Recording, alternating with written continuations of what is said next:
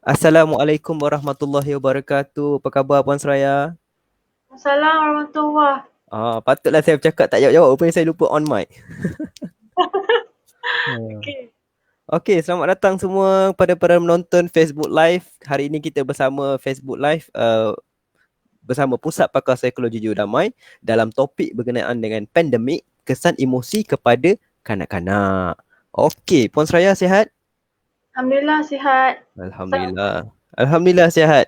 Ada kat mana tu Puan? kan di hospital. Wow, tengah live dekat hospital lah. Yes, bekerja je hari Sabtu. Oh, tak apa tak apa. Saya pun bekerja juga hari Sabtu, cuma dekat rumah lah. Bila-bila bosan boleh pergi tengok anak dekat luar kan. Okey, Puan, hari ni kita akan cerita topik pasal dengan pandemik, kesan emosi pada kanak-kanak. So hari ni kita jemput khas Puan sebagai psychologist counselling di hospital. Mungkin Puan sendirilah boleh perkenalkan diri seberlanjut. Bertugas di Hospital Tengku Jaafar Seremban. Mungkin Sebagai boleh cerita sikit background Puan dan sebagainya. background banyak nak cerita sebenarnya tapi kita pendekkan. Sebenarnya saya dah berkhidmat hampir 13 tahun dalam bidang psikologi counselling. Dan di 3 buah hospital yang utama dan ini yang ketiga. Tengku Jaafar ni yang ketiga. Dan saya juga ada memang been trained. I've been trained in child trauma and my PhD thesis also in child trauma. Yes. Okey, child trauma. Ya, Sekarang dengannya tengah buat PhD eh? ya saya. Okay, okay, alright. So hari ni basically kita akan cerita topik pasal pandemik, kesan emosi kepada kanak-kanak. Para penonton yang baru masuk boleh dengar suara kami dengan jelas eh? Okay, terima kasih Omar Syarifuddin atas komen. Maaf tadi suara saya tak clear, saya lupa on mic. Ni dah on dah. Okay, alright. Mungkin seberingkas kot Puan, saya hari ni beberapa sedikit panduan kita punya sesi hari ni. Kita pun sama PKP sekarang kita berjauhan sahaja, tapi insyaAllah dekat di hati untuk pengenalan topik hari ni. So bila sebut pasal topik pandemik, kesan emosi pada kanak-kanak ni, mungkin Puan boleh bagi sedikit pengenalan kot macam mana dikatakan sebagai akademik, pandemik ni boleh jadi kesan emosi pada kanak-kanak tu sendiri. Silakan Puan. Okay, terima kasih Aiman. Okay, Assalamualaikum warahmatullahi wabarakatuh. Selamat sejahtera, selamat menjalani ibadah puasa kepada semua muslimin dan muslimat. Okay, tajuk menarik hari ini sebab kita cakap tentang COVID-19. Biasanya kita faham tentang COVID-19 ni yang merasainya orang dewasa tanpa yang kita rasa macam dia, orang kanak-kanak ni rasa ataupun tak perasaan ni. Okay, biasanya kanak-kanak sekarang ni berada dalam keadaan PKP dan kanak-kanak confined in their own very house. Perasaan seperti boring, they can easily get bored and even grow anxious because they can't go to school and play with their friends.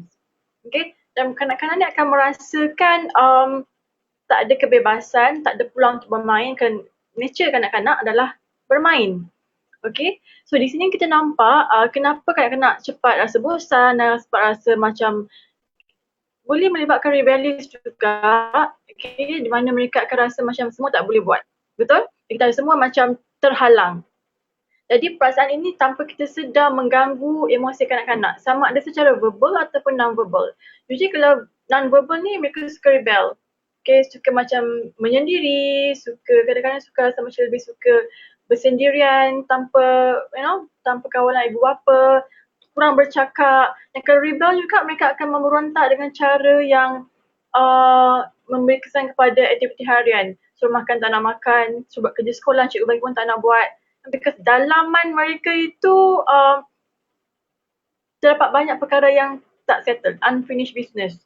Okay, jadi saya kira di sini dia sangat penting kepada ibu bapa untuk mengenal pasti emosi mereka dan juga tingkah laku, dan di situ kita dapat melihat, dan di situ juga kita dapat membantu anak-anak dengan lebih jelas. Maksudnya kita faham apa yang sebenarnya berlaku, apa sebenarnya mereka nak dari segi emosi dan juga tingkah laku. Mungkin seberingkas lah saya boleh cakap sebagai kenapa, bagaimana pandemik ini boleh memberi kesan kepada kanak-kanak. Ah, Yeah. Bila Puan sebut pasal pandemik kesan emosi kanak-kanak, benda ni macam kita boleh relate jugalah. Sebab kita sebagai orang dewasa pun, kita kadang-kadang terasa dengan isu pandemik kan. Bukannya isu maksudnya secara direct kita dapat COVID tu, tapi lebih kepada isu krisis yang tengah berlaku dan macam mana dia beri kesan pada kita. Maksudnya kita rasa takut, kita rasa risau, kita rasa macam tak nak buat kerja kat rumah pun susah, work from home dan sebagainya, PKP ni nak keluar kena pakai topeng. So kesan pada kanak-kanak tu confirm lagi dahsyat lah, dan kita pun tak tahu macam mana nak tahu diorang ni okey ke tak. So mungkin Puan boleh cerita sedikit kot tahap mana kita boleh pantau anak kita masih okey atau tak dengan isu ni.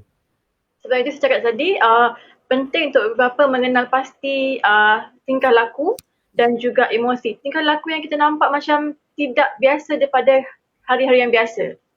Sebagai contoh mudah ya, very cheerful kids, sebab dia suka pergi, kadang-kadang dia suka pergi sekolah tau. Suka jumpa kawan-kawan, suka bermain. Tapi sekarang duduk berada di rumah hampir 2 bulan. Kita akan nampak perubahan dari segi mood. Okay? Ada persoalan yang ceria kepada soalan yang tidak ceria. Yang suka menolong mak dia pun kan dah tak suka buat. Sebab bila mood tu hilang, dia akan mengganggu daily activities. Akan mengganggu aktiviti-aktiviti harian yang lain.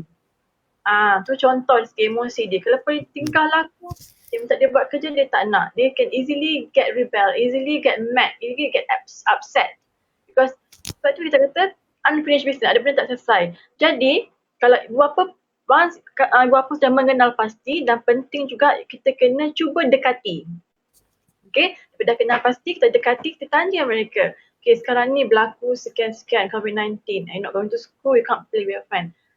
Adakah ada perkara yang, adik nak bincang dengan mama ke, rasa macam ada yang tak puas hati, yang mama boleh bantu. We offer help. Sebab kanak-kanak sekarang ni biar dalam rumah dengan ibu bapa. Sekarang ni penting untuk ada satu komunikasi yang baik dengan anak. Bila komunikasi yang baik, dia akan membantu attachment, dia akan membantu how to call it, attachment Aiman in bahasa Melayu. Macam mana? Apa ayat dia? Attachment in bahasa Melayu. Attachment, rasa kebergantungan. Kebergantungan. Sebab dia pada rumah, so bila kita banyak komunikasi, dia akan dekat lagi dengan kita. Betul?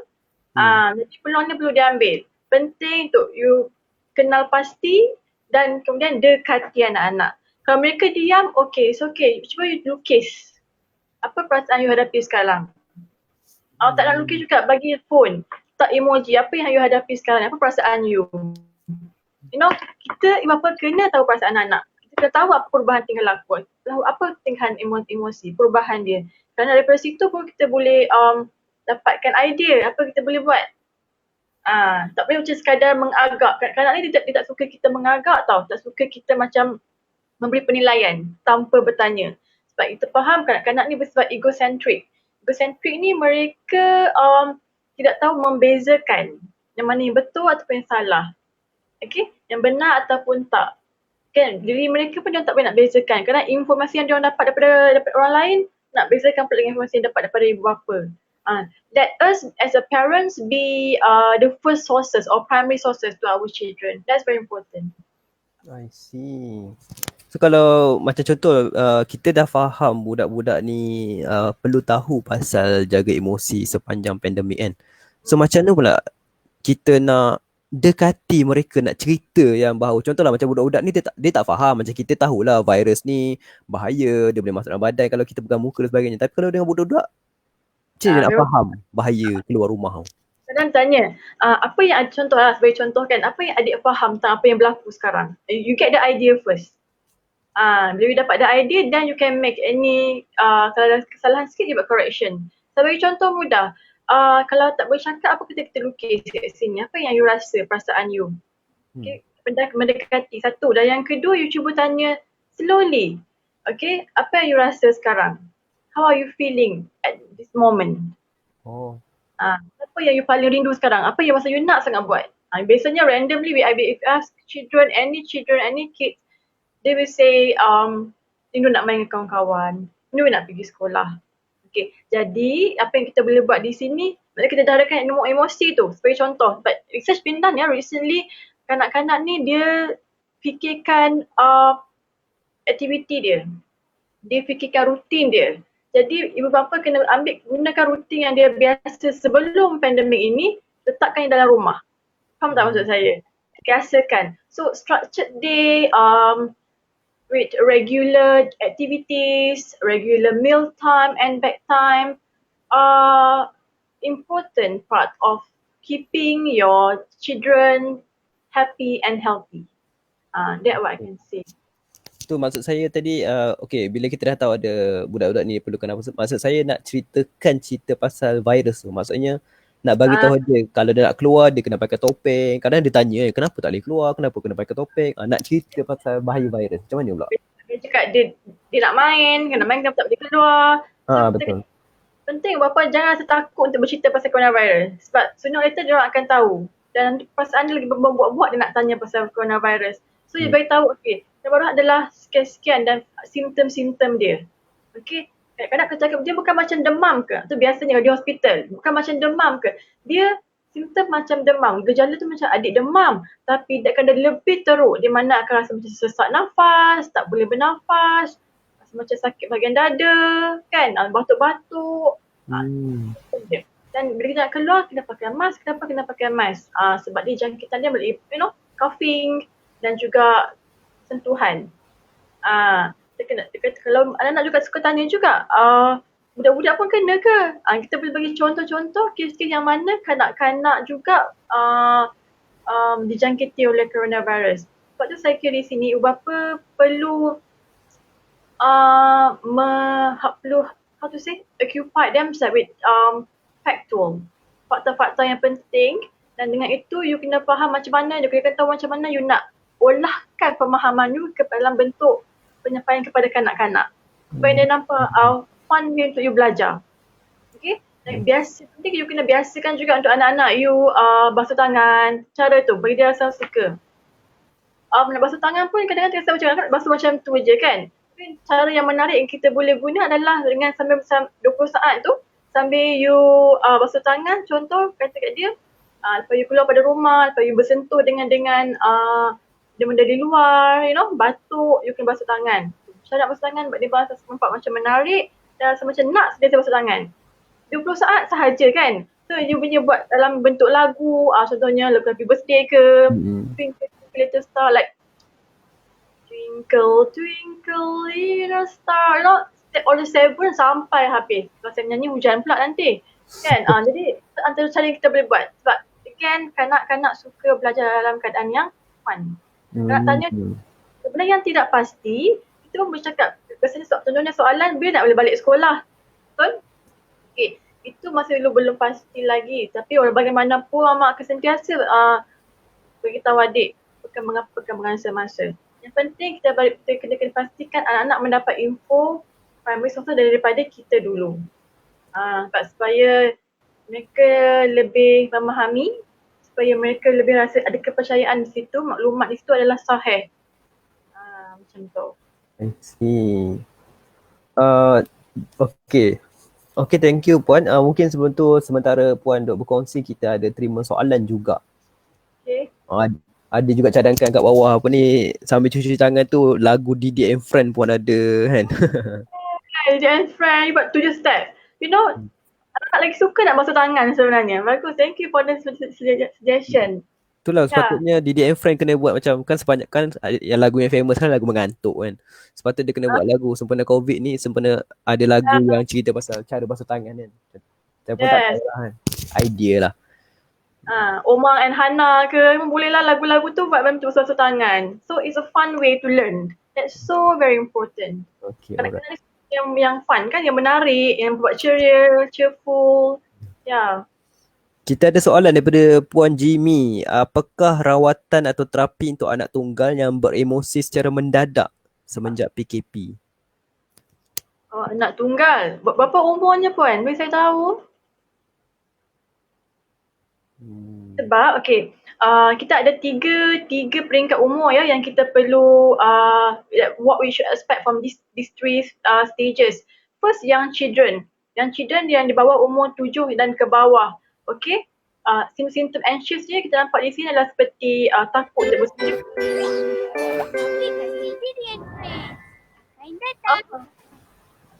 Comelnya lagu. Bermaksud pula. Then bedwetting ataupun bad dream, very cranky and tantrum. Itu yang bawah umur 7 tahun. Kalau kanak-kanak di sekolah, umur-umur sekolah rendah ni, macam cepat nak marah, easily get upset, mimpi mimpi buruk. Selain itu juga dia semacam sentiasa tak ada dengan parents. Very very very cranky and very attached with parents, and ada masalah juga nak untuk fokus. Cikgu bekerja sekolah pun tak nak buat. Jangan kita rasa anak kita malas tau. Sebenarnya kenapa tak nak buat, kita yang kena explore as a mother, as a father. Okay, dan kalau teenagers ni lebih kepada sleeping pattern, eating pattern, bergaduh dengan ahli keluarga. They are very sensitive. So apa-apa isu yang berkaitan yang kita tak faham, kita kena cuba explore. Ini saya kena tahu juga anak ni umur berapa. And what kinds of tu ada tak beritahu umur berapa. Mungkin peranan daripada ibu bapa sendiri kot. Maksudnya kalau spesifik rawatan tu daripada pakar, tapi apa yang ibu bapa boleh buat dengan anak yang beremosi. Mungkin puan boleh bagi general idea yang bawah 10 tahun ataupun yang remaja. Sebagai general idea, you have to be friend with your kids. Have to be friend with your, berjadi kawan dengan anak-anak. Cuba mendalami, cuba selami. Okay, bila you kata ada peluang untuk you bercakap dengan dia, kadang-kadang tak nak cakap. Okay, kita like drawing. Kalau dia drawing pun dia tak nak, kita rasa macam okay, apa yang you rasa yang you boleh kongsi dengan I? Apa yang you rasa you boleh get attached dengan I? Apa yang I boleh tolong? Kita offer help. That is so very important. Apa yang bermain di fikiran you sekarang? Macam tu. Yang mungkin mama boleh tolong, mungkin ayah boleh tolong. Macam tu. Maksudnya kita rasa macam kita offer help. Walaupun kita rasa kita pun anxious juga dengan mak ayah, betul? We have to deal with our anxiety as well. Tapi kita cuba juga untuk membantu anak kita. Itu antara dari segi komunikasi yang saya kira penting untuk ibu bapa mulakan sebagai satu permulaan untuk mendekati anak-anak yang kita nampak menghadapi atau mengalami perubahan tingkah laku, perubahan emosi yang secara drastik, secara mendadak ni. Komunikasi sangat penting. Komunikasi and also attachment. Bila ada komunikasi, ada attachment. Bila ada komunikasi, attachment, ada juga penambahbaikan. Ada juga penambahbaikan dari segi apa yang kita boleh buat. Kita ada betul, kita boleh plan. Okay, nampaknya masalah dari segi emosi dia. Rindu kawan-kawan dia, nak berjumpa kawan-kawan. Okay, dan mungkin dari cara tu kita try to connect our children with other people. Ada family members, dengan kawan-kawan yang lain. Melalui social media, melalui video call. Kan dah canggih kan? Macam boleh buat. Dan saya juga nak sentuh juga sekiranya you rasa macam anak-anak yang sememangnya dalam already has existing health concern here. Penting untuk you keep in touch dengan you punya child health care teams, kadang-kadang anak-anak yang mungkin special needs kids, right? Sekarang kita pun dah ada online teaching, betul ya Aiman? Betul. Dari nak belajar speech therapy online, just keep in touch. Jangan rasa macam, oh tak apalah, tak payah pergi, so chat things out. No. Keep going, keep the routine. Supaya anak-anak pun rasa terisi. Sebab sooner or later, mereka akan kembali ke sekolah. Mereka akan kembali ke kelas. Kan? Kembali ke pusat-pusat penjagaan kanak-kanak. Jadi biar mereka terbiasa dengan rutin yang sentiasa dah ada sebelum dan selepas pandemik. Pre and post pandemik. Very important. Itulah bila sebut pasal pengajian online ni, ada soalan daripada Hasnul Bahri. Dia bertanya macam mana anak-anak yang stres dengan pengajian online, dia sering tak dapat jawab dengan betul dan merungut dengan internet yang perlahan. Macam mana kita nak bantu ni? Okay. Kan internet perlahan sekarang ni. Sebaiklah clear kat hospital ni. Okay. Sebab saya tak tahu lah sama ada sedangkan cikgu ada bagi deadline tau. Sekarang tak ada deadline. Okay. Bila kita sebenarnya sources yang cikgu-cikgu sekolah bagi, kita tetapkan okay, hari ni kita buat yang ini dulu. Baik, kita boleh download. Tahu saya lah. Okay. Kalau kanak-kanak tu rasa macam tak nak buat, rasa macam fed up, betul? Kita rasa okay, masa ni kita plan, kita siapkan yang mana ada dulu. Okay. Sekiranya online tu tak elok, you have to plan what kind of other activity yang you may plan. Yang you boleh buat. Jangan terlalu, kita bapa kena jadi kreatif tau. Tak bolehlah kita sentiasa mengharapkan cikgu sekolah sahaja. Kadang-kadang cikgu sekolah pun tak berkesempatan nak buat all the online thing. Am I right? Jadi be kreatif, kita buat aktiviti lain yang sama juga dengan kerja sekolah yang sedia ada. Yang kita kenal anak kita lebih pada anyone else, so apa yang dia minat selain daripada pegang phone lah ya. Mungkin kita nak tengok Didi and Friends. Okay, apa yang you boleh kaitkan Didi and Friends you dengan kerja sekolah? Apa yang boleh belajar? Supaya dia tak lari daripada konsep kerja sekolah tu. Dia kena kreatif dalam usaha kita membantu anak-anak untuk mempelbagaikan aktiviti ketika pandemik ni. Sebab kadang-kadang kalau buat kerja sekolah je 24 hours, 24 hours lah, I mean like 6 hours pun agak membosankan. Jadi bila ada rutin ni, kita boleh bezakan masa untuk bermain, masa untuk belajar dan masa juga untuk menambahkan aktiviti-aktiviti lain.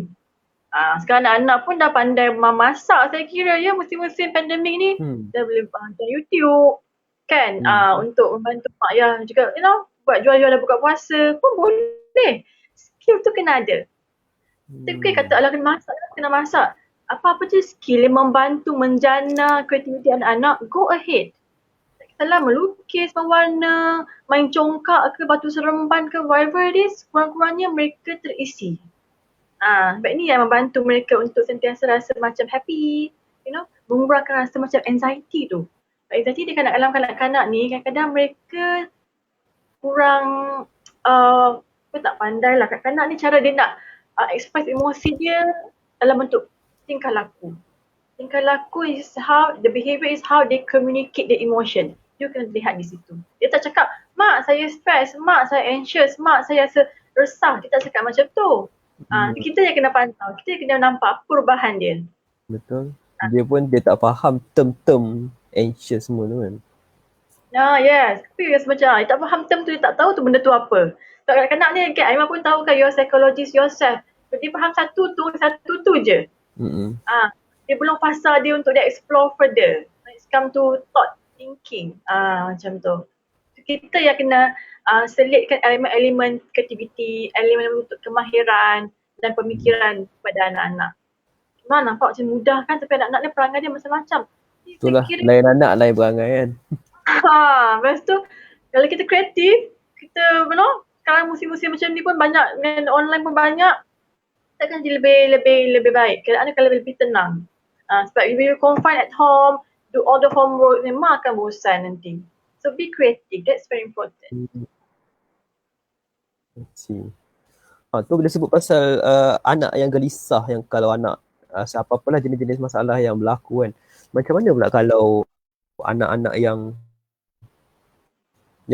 let's say kita dah suspect anak kita ada kegelisahan dan kita nak berhadapan dengan dia tu. Maksudnya apa cara yang kita boleh bantu let's say anak yang gelisah nak berhadapan, mengenali dia tu. Okay, nak mengenali dia tu, saya cakap tadi, selain pada komunikasi, kita cuba secara indirect. Maksudnya macam mana indirect? Indirect way, contohnya, to some parents, they prefer to be direct. Okay, ada apa-apa ke nak kongsi dengan mama, nampak moody je. Kadang-kadang anak dia diam, kadang-kadang dia jawab. Okay, kalau anak tu masih lagi berdiam, okay, jom kita pergi, mungkin bawa dia keluar sekejap. Sekarang ni boleh keluar kan? Ni lah. Kadang-kadang dia suka keluar, dia nak tukar environment. Kalau dia berdiam diri, dia tak nak bercakap, you cuba tukar persekitaran dia. You cuba tukar persekitaran, maksudnya you cuba tukar dia punya perspektif dia, cara dia berfikir. And then you boleh bercakap ni slowly. Kadang-kadang mak ayah ni suka je bawa anak car ride kan. Bukan pergi mana pun, just pusing dalam kereta, pusing kat taman je. Bagi kadang-kadang nak rasa relax, nak rasa keluar. Nak keluar sekejap.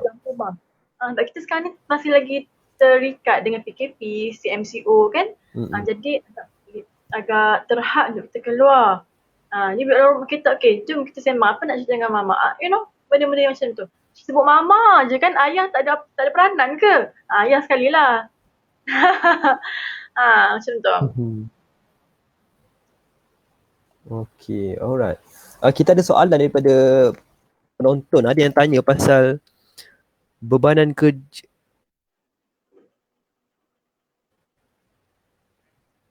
Oh ni sorry, Raja Nurasiah dia tanya apa cadangan untuk prepare kanak-kanak menghadapi norma baharu apabila PKP berakhir kelak dari segi rutin harian dan aktiviti luar. Contohnya mungkin bakal ada budaya pakai topeng setiap keluar rumah dan boleh menimbulkan curiosity mereka dan mungkin boleh buat mereka anxious bila melihat orang tak pakai topeng. Jadi macam mana nak prepare kanak-kanak dengan new normal? Oh, dia lebih kepada new normal kan?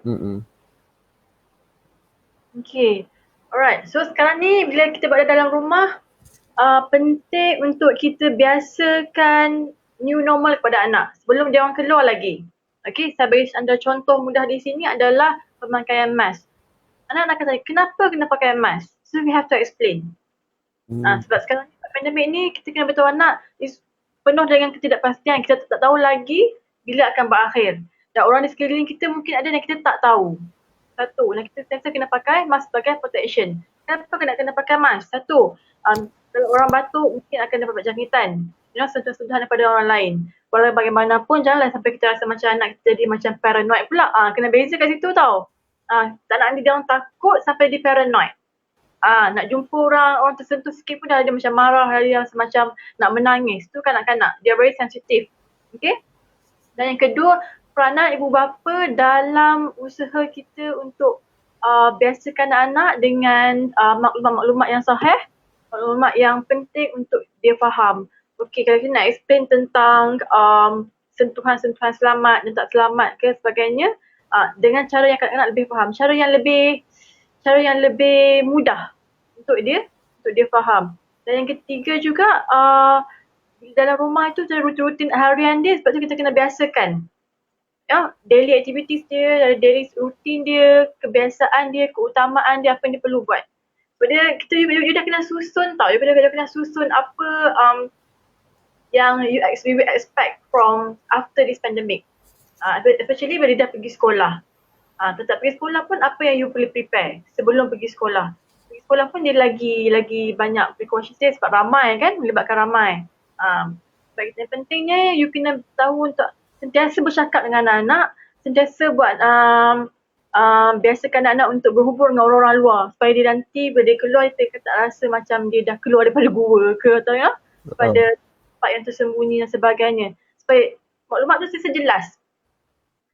Peranan ibu ayah sangat penting sebenarnya. You kena buat step by step tau, satu-satu, slowly. Apa yang you boleh faham. You faham dan anak-anak juga faham. Macam tu. Okay. Alright, faham. So maksudnya lebih pada nak menceritakan konsep sendiri. Ceritakan dengan cara kita. Dengan cara anak-anak boleh faham. Tak kisah kadang-kadang mungkin kita rasa dengan tunjuk video, dia boleh faham. Sekarang kan banyak infografik kan. Video-video di TV. Contohnya macam kadang-kadang suka benda yang visualize. Betul? Mereka belajar pun boleh. Jadi perbanyakkan sources. Sumber-sumber yang boleh membantu. Kadang-kadang kita nak cerita kat anak pun kadang-kadang tak faham. Kan kita pula yang stress. Sebab kita pun anxious juga. Fikir pasal kerja, fikir pasal kewangan, anak-anak di rumah dan sebagainya. Okey. Kalau ni sebab bila sebut pasal anak-anak suka visual, ada soalan menarik daripada Hidayah Azizan. Saya rasa ni antara yang common lah. Nak halang anak-anak daripada main telefon dengan tengok TV 24 jam. Kalau suruh belajar, banyak je alasan je. Saya pula tambah bisa cara cakap kan. Okay. Menarik soalan ni. Susah kan kita nak elakkan daripada anak-anak. Jadi Puan Hidayah, saya mencadangkan mungkin boleh buat positive reinforcement ataupun reward. Betul ya Aiman? Aiman pun pandai bagi. Macam mana? Positive reinforcement reward? Boleh terangkan konsep je? Contohnya kata macam kerja sekolah. Sebab tu Puan Hidayah, jadual kena ikut betul-betul. Okay? Sebab remote TV tu kau boleh simpan. You kena buat betul-betul jadual. Tak perlu sampai 8 jam masa kerja sekolah. Mungkin di rumah ni situasi dia lain ya. Semua ada kat rumah. TV ada, phone ada, makanan ada, peti ais ada, ya, buka berkali-kali. Jadi bila you buat jadual, you kata hari ni Isnin, you kena ikut jadual sekian. You ikut baru you bagi phone. Contoh kalau anak tu menangis, rasa macam selagi you tak buat, you kena disiplinkan anak dengan cara jadual you. Sebab kita kena pastikan kita ibu bapa, kita lah yang menentukan jadual anak-anak. Kita yang menentukan aktiviti-aktiviti harian dia. We have the authority. Kita faham, kita pun kadang rasa macam takut dengan anak-anak dia nak menangis, kesian. Mak ayah dia cepat kesian. Bercepat kesan dengan anak ni, dia tak apalah bagi. So kesan ni siapa yang nak kena tanggung? Jadi Puan Hidayah, again saya ulang sekali lagi, structured days with regular plan, regular activities, regular meal time and regular bedtime, are essential to keep your children happy and healthy. Buat jadual. Sebab saya kira saya pun nanti mungkin anda semua boleh message saya ataupun boleh DM saya di Instagram. Saya akan bagi beberapa worksheet yang boleh membantu juga ibu bapa. So buat plan. Kadang-kadang boleh nampak, boleh print out worksheet tu nampak jelas. Okay, bagi anak-anak nampak. Okay, ni dekat peti ais ke, suka buka peti ais. Kalau pun tampal dekat TV pun tampal je dekat TV. Sebelum dapat tengok TV, you kena buat apa dulu. Disiplin anak tu sangat penting. Orang dalam rumah tu penting juga. Jangan kita mak je. Kalau dalam rumah tu ada mak mentua ke, ada orang-orang lain pun kena mainkan peranan masing-masing. Sebab kita sama-sama disiplinkan anak-anak. Macam tu. Ibu bapa sendiri tu yang kena ada apa panggil tu, macam nak disiplin anak. Maksudnya tak boleh mengalah sepanjang masa. Yes, kita role model dia. Jangan biar anak take control us. We control them. Dengan cara yang baik lah ya. Dengan cara yang berhemah bagi kanak-kanak. Jangan biar anak itu control kita, memang gone case. Okay. Faham. Sebab lama ni kita pun tak tahu kan Aiman bila lagi akan berakhir kan. Macam kita tengah perlahan nak mengurangkan kan. Yes. So mungkin ada soalan jugalah saya nak tanyalah hal-hal kan. Apa cadangan Puan kalau macam contoh pasangan suami isteri yang kena bekerja dari rumah, work from home, tapi anaknya adalah anak yang kecil. Maksudnya macam Puan cerita tadi yang buat rutin, buat aktiviti tu adalah lebih pada anak yang kita boleh bagi something nak buat dan dia buat. Tapi bagi anak yang kecil yang kita kena attend secara emosi dan secara fizikal. Contohnya anak bawah 1 tahun. Nak tukar pampers, nak main dengan dia, nak mandikan dia. Tapi bersama pasangan suami isteri, dua-dua kena work from home dan rumah jaga kanak-kanak masih tak ada. Tak buka lagi. So macam mana nak handle tu? Oh, menarik soalan tu. Sebab kalau saya kira itu penting untuk buat rotation rasanya kan untuk ibu dan ayah. Sebab kanak-kanak umur macam ni, dia ada masa-masa dia tidur kan. Dia ada masa-masa dia berehat. Jadi mungkin kita boleh cuba untuk try to tweak atau adjust masa kita dengan waktu bekerja. Saya kira bila work from home ni, bila suami isteri work from home, kita kena compromise jugalah kiranya. Okay, masa you bekerja mungkin you can take charge. Kan tengah meeting pula nanti tengah menangis kat belakang, which is unprofessional we say. So we can take charge untuk suami dengan isteri. Okay, I have meeting. So this is my you take over for a while. Dia kena kompromi. Suami isteri ni bila dalam keadaan pandemik ni penting untuk ada rasa tanggungjawab untuk berkompromi. Bila berkompromi, you ada kerja you, I kerja I. Okay, kita boleh buat rotation sangat penting. Sebab bukan untuk emosi anak-anak sahaja, emosi kedua suami isteri. Kalau dua-dua bekerja, dua-dua dalam masa sama nak bekerja, sama nak apa? Nak menguruskan anak-anak, saya rasa akan memberi tekanan juga kepada ibu bapa. Nanti kerja entah ke mana, kan? Anak pun terabai, kita pula akan bertambah tekanan. Pengurusan emosi ibu dan ayah dulu adalah sangat penting. Pembahagian masa, pembahagian tugas, sebab sekarang ni semua berada di rumah. Betul? Ada anak kecil, ada anak yang besar. So peranan apa yang kita perlu mainkan di sini. Kan? Tapi kalau kita nak bagi excuse kepada bos pun mungkin saya kira dalam keadaan sekarang ni kita di luar kawalan kan. Yang penting kita tetap menjalankan tanggungjawab kita, tugasan harian kita. Itu penting. Kita kena keep up dulu. Deal with our own anxiety, deal with our own anxiousness first before we can take care of any other people. Before we can take care of our work, our job yang kita buat di rumah. Nampak macam senang sebenarnya, tapi itulah kita kena buat. It's a new normal that we have to adapt. That's so important. That's so important. Yeah. Okay, alright. Okay, so far kita belum ada terima soalan lagi. Ada soalan daripada Wan Hanani. Dia tanya macam mana nak minta pandangan bagi kanak-kanak istimewa. Macam mana, betul ke work from home? Betul tu work from home ada anak kecil lain juga. Agak mencabar nak take anak istimewa. Macam mana, situasi sama macam tadi. kedua ibu bapa kena jaga anak kat rumah, tapi ini anak-anak berkeperluan khas. Di mana PPKI pun tak buka lagi, EIP Center tak buka lagi. Sebenarnya kan bila saya lihat perkara seperti ini, bila anak-anak istimewa berada dengan ibu bapa hampir 24 hours per day, inilah cabaran sebenar. Dan Puan Hanani, ini adalah norma untuk kita merasa ini sangat mencabar. Sebab sebelum ni mungkin kita hanya berhadapan 8 jam, 12 jam sehari. Betul? Dan mungkin ini ada satu persiapan yang saya kira persiapan yang baik untuk bukan sahaja ibu bapa untuk berhadapan dengan anak-anak semua ini dalam keadaan pandemik, tapi kehadapan. Contoh saya yang senang lah. Mungkin sebelum ni kita tak betul-betul faham. Kita tak betul-betul memahami anak-anak kita di rumah sebab kita ada di tempat-tempat jagaan sana dia orang yang menjaga dan dia orang mendisiplinkan. Now peranan kita macam switch to 24 hours 360 degree. Cabaran tu adalah sangat besar. Jadi Puan kena pastikan satu, Puan tak bersendirian. Okey, kerana Puan ada group group untuk anak-anak istimewa ini, banyakkan berkongsi pengalaman, berkongsi ilmu dengan mereka. Dan yang kedua, sentiasa keep in touch dengan you punya child health care team. Di tempat anak-anak itu berada di daycare. Kalau this happen, apa yang saya perlu buat? Sentiasa berkongsi di situ. Sentiasa get in touch. Kalau tak you lost, you tak tahu progress you punya anak, tak tahu apa yang you perlu buat. Sebab kita mungkin ada pengalaman menjaga, tapi kita juga perlukan ilmu daripada orang yang lebih berkemahiran, orang yang lebih berilmu dalam bidang ini untuk membantu. Yang kedua. Dan yang ketiga, penting untuk dapatkan sources yang reliable, sources yang clean, yang genuine. Kenapa? Sebab kadang-kadang maklumat ni pelbagai. Saya pun di hospital ni, saya dapat tahu daripada Facebook, saya dapat tahu daripada Google. Ada info yang berbeza yang menambahkan lagi anxiousness kepada ibu bapa. Keresahan tu lagi berjadi-jadi. Betul ke kalau macam jadi scan? Betul ke? Bila anak hyperactive sikit je dia kata dah ada ADHD. Tak boleh macam tu. Tu contohnya. Jadi kalau you dah ada info, dapat kepastian, seek professional help.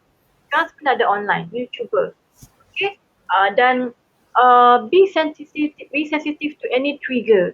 Contohnya kalau you nampak macam ada pertingkah laku yang berlainan, yang pelik, contact dia punya child health care team. You nampak macam dia nampak berlainan daripada sebelumnya, just get in touch. Supaya kita boleh tahu apa punca daripada sensitivity anak-anak ini. Kan? Sebab anak istimewa ni dia very hard for them juga. Alright kan? Agak sukar untuk mereka menceritakan emosi mereka. Anak yang normal pun besar, apatah lagi anak yang istimewa ni. Mereka istimewa, anak juga istimewa Puan Hanani untuk menjaga anak-anak istimewa ni. Yang penting, get reliable sources, get in touch with child health care teams, dapatkan sokongan-sokongan daripada pelbagai sumber ibu bapa yang menghadapi situasi yang sama. Kongsi. Apa you boleh buat? Kadang-kadang cara kita tak menjadi, apa cara orang lain buat? Jadi kita boleh cuba. Kita kena trial and error dalam keadaan yang macam ni. 24 hours kan 24 jam sama mereka. And they can be very active, they can be very passive. So that's all the thing that we need to identify, to manage them properly. Okay, alright. So basically kita ibu bapa sendiri pun kena main peranan yang besar lah. Maksudnya ibu bapa pun kena keep on belajar sebab sekarang kan banyak kursus-kursus online. Macam kami di Juadamai pun ada buat online support group di mana parents ni boleh belajar ilmu OT dengan OT yang ada, di mana dia ceritalah anak ada isu macam ni dan apa yang patut buat, dan OT tu ajar secara online. Tu antara yang Juadamai tawarkan juga. Lepas tu ada soalan daripada Suhana Sarip. Boleh lagi kita terima soalan? Boleh. Kita lagi 20 minit ni. Okay, bagaimana nak siapkan mental anak-anak mengenai sambutan raya dalam masa PKP? Selalu balik kampung tapi kali ni stay at home. Puan Suhana Sarip. Okay, Suhana. Biasakan, macam mana ya? Biasakan yang tak biasa. Betul tak Aiman? Betul. Correct me if I'm wrong. Biasakan yang tak biasa. Okay, Puan Suhana, saya kira suasana mungkin berbeza. kampung dengan rumah sendiri. Jadi penting, saya kira Puan Sana seorang yang sangat kreatif. Okay, so suasana rumah tu kita mainkan macam mana suasana di kampung. Ada kuih raya, ada kuih muih, ada rendang. Kita biasakan dengan suasana tu walaupun kenapa tak dekat kampung. Satu, suasana Dan yang kedua, again, komunikasi kita dengan anak-anak. Kenapa kita tak boleh balik? Kalau kita balik, apa jadi? Apa risiko-risiko dia? Anak-anak kena faham risiko-risiko tu. Okay, risiko. Kalau kita balik juga nanti ada possibility untuk kita, dapatkan jangkitan. Yang ketiga, kita boleh beritahu fakta sekarang. Okay, daripada MKN, daripada Kementerian Pertahanan yang kita tidak boleh merentas negeri. Nanti, kalau rentas, apa kita akan kena? Contohnya, akan dikenakan denda, kan? Akan dikenakan, ada juga dia kena penjara. Kita bukan nak menakutkan tapi kita menceritakan hal-hal yang fakta. Kita sebagai fakta. 3 perkara sangat penting. Okay, biasakan suasana rumah dengan suasana hari raya sekiranya boleh. Saya rasa kira semua sekarang ni semua dah kena cuba untuk biasakan dengan new normal. Okay. Dan yang kedua, fakta informasi yang anda sampai kepada anak-anak anda adalah sangat penting. Supaya dia faham apa yang berlaku. Kalau keluar juga apa akan jadi. Ramai dah yang keluar. Kita boleh tengok contoh. Kita boleh tunjuk news-news yang ada di online, di social media atau di TV. Ni sebab dia melanggar perintah. Dia melanggar PKP. So dia dah kena denda RM1,000. Dia dah kena denda penjara 7 hari. Nak ke kena penjara? Tak nak. Baik kita cari kat rumah. Kita kan satu keluarga pun ada. Hari raya kita online dengan mak long, pak ngah semua di situ. Kita naikkan suasana hari raya bersama anak-anak. Hopefully saya menjawab ya Puan Suhana, Suahana. Suahana. Okay, terima kasih Suahana atas soalan diberikan. Kita ada soalan lagi daripada Mabel Madeline, iaitu salam Puan, apa penjelasan psikologi berkenaan perubahan tingkah laku anak berumur 7 tahun yang semakin banyak bertanya dan bercerita dan lebih emosi bila bercakap tentang kematian semasa COVID? Kematian. Okay, soalan ni menarik. Anak 7 tahun ni kan dia lebih dah cerdik kan sekarang. Okay. Perubahan tingkah laku 7 tahun yang semakin banyak bertanya. Okay, bila dia bertanya, kita rasa macam banyaknya dia tanya, banyaknya nak jawab. Okay, satu-satu. Okay, bila disebut pasal kematian, saya cakap adik, okay sekarang kematian 107. Saya beri contoh yang semalam 107 kematian. Tapi cuba adik tengok jumlah yang sembuh. Jumlah kematian 107, yang sembuh beribu. Jadi sekarang ni kita fokus kepada benda yang sembuh. Maksudnya ada possibility untuk kita sembuh. Dan kalau kita tengok juga kematian ni melibatkan individu yang bagaimana. Individu yang chronic illness, kita kena terangkan. Sebab dia rasa macam dia selamat, security tu ada. Okay, daripada nampak jumlah kematian, lihat kepada jumlah yang sembuh. Itu pun penting. Ya, and then kita nak terangkan juga sekarang ni daripada kita dulu kita tak boleh keluar rumah, sekarang ada kedenganan tu, maksudnya kalau kita dah dapat mencegah ataupun memantau dengan baik. Okay, kita kan buat perkara-perkara yang sekarang ni banyak progres yang baik kan dengan Kementerian Kesihatan juga, daripada Kementerian Kesihatan Pertahanan pun ada beritahu progres yang terbaru. Ceritakan progres-progres tu pada anak-anak supaya dia sentiasa updated, dia akan sentiasa tahu apa yang berlaku di sekeliling. Kadang-kadang bila dia beremosi, bersensitif sebab dia nampak satu sources tu yang kita rasa macam satu tu saja. Puan Mabel mungkin boleh tanya anak, dari mana adik tahu pasal benda ni? You kan tahu sources mana? Okay, kalau dia tengok sources sekian. Dia cakap, jangan cakap benda tak betul tapi you kena beritahu, apa yang mama cakap ni semua sources yang ataupun sumber-sumber yang sahih. Okay, sebenarnya sekian. Kita ni kena jadi primary tau. But kadang-kadang yang egocentric ni, dia faham satu tu, A tu sahaja. Jadi bila pandai bapa untuk mengubah A besar yang dia faham tu pada A kecil. Tu contoh. You kena lihat kepada apa progress. Jadi bapa kena mainkan peranan untuk tahu apa perkembangan terbaru. Okay, contohnya hari ni. Sebelum ni, sekarang ni kematian 107. Tapi adik-adik kena tengok juga, sudah berapa ribu orang dah yang sembuh. Beza kan? Dan daripada jumlah yang positif, daripada 3 angka sekarang dah jatuh 2 angka. As for yesterday 39. Kita dah nampak pengurangan. Nampak tak? Sebab sekarang ni rakyat Malaysia semuanya dah dan menjalankan peranan mereka sendiri bagaimana untuk berhadapan dengan new normal, berhadapan dengan pandemik ni. Macam tu. Lihat kepada perspektif yang positif, yang baik. Jumlah yang sikit kepada jumlah yang banyak. Macam tu. Sebab sekarang ni di Malaysia jumlah kematian kecil dengan nak bandingkan jumlah yang sembuh. Faham?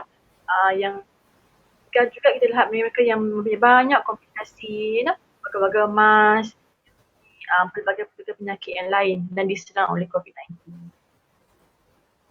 So kita terangkan juga, so nak mengelakkan kita daripada terkena atau terkena jangkitan ni, apa kita boleh buat? Step by step, pakai mask, basuh tangan, okay?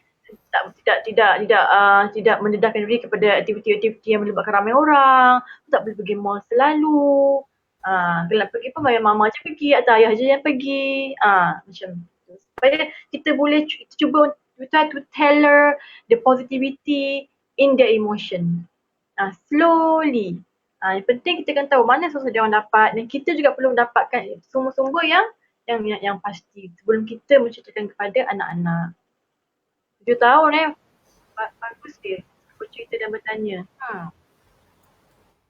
Okay. Saya harap jawab soalannya Puan Mabel. Okay, terima kasih.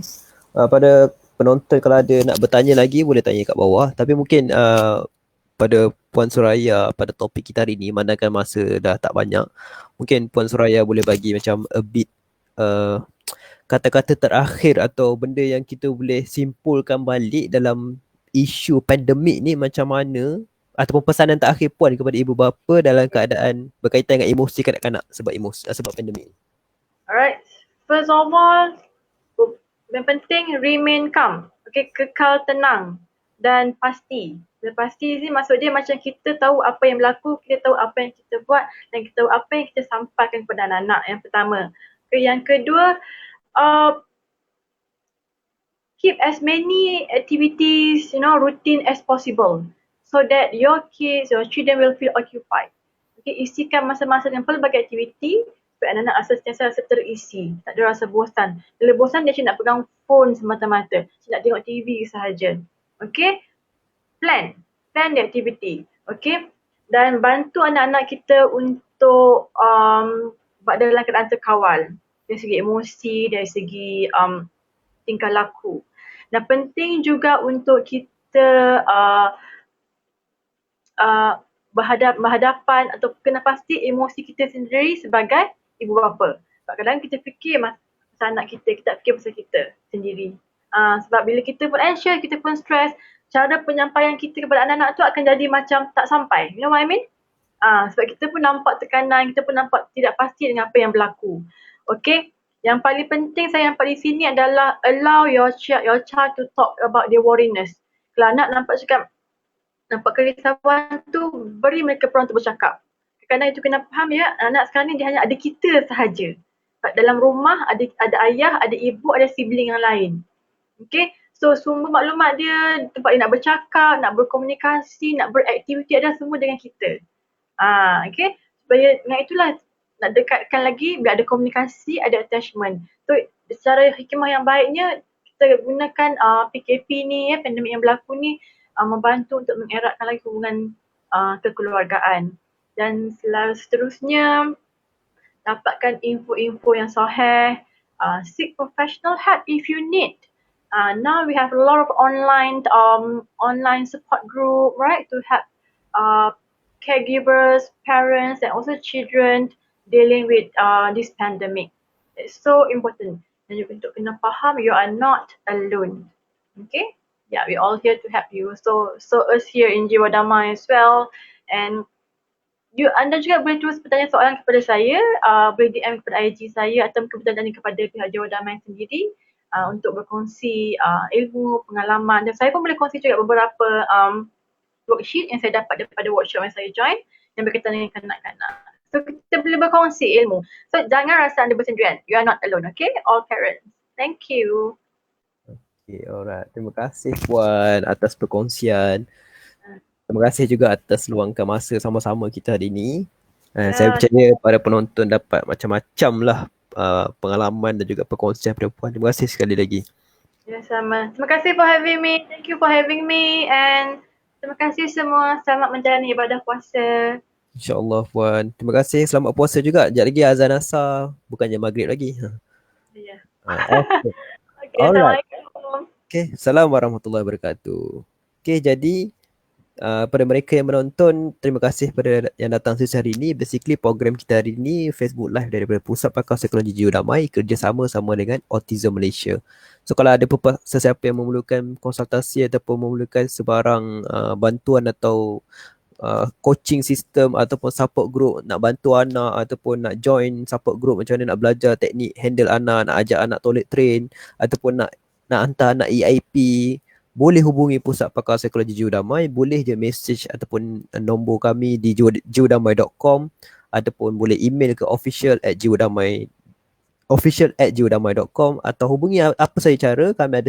Kami boleh bantu mana-mana yang patut.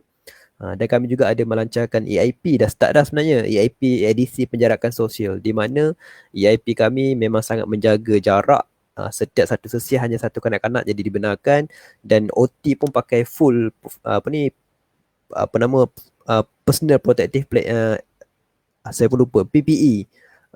PPE iaitu pakaian yang OT tu pakai untuk supaya mereka boleh terjaga dari segi keselamatan kanak-kanak itu sendiri. Iaitu OT ni dia ada pakaian PPE untuk setiap kanak-kanak. Okey, terima kasih kepada mereka yang menonton. InsyaAllah ada rezeki kita berjumpa lagi. Assalamualaikum warahmatullahi wabarakatuh.